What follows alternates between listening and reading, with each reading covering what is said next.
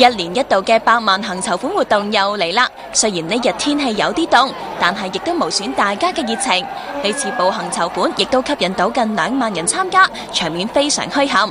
TVB 嘅一眾高層亦都帶領住一班藝人齊齊參與呢一個咁有意義嘅活動，佢哋仲受到大批市民嘅歡迎添，尤其係九姑娘鄧萃雯啊！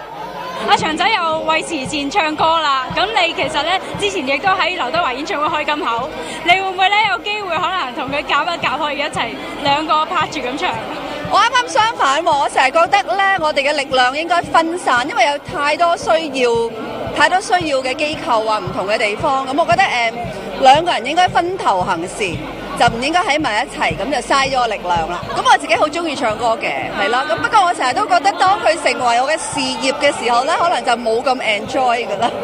咁咪慈善咯，係咯，即係偶然唱下，可能就好咯。而之前喺慈善星輝人際夜上大開金口唱歌籌款嘅祥仔黎耀祥，呢日都精神奕奕咁嚟支持百萬行啊！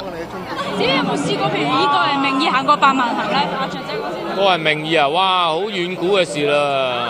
係啊，自從有工作能力之後，都冇試過以個人名義行啊。係啊，都唔知點解。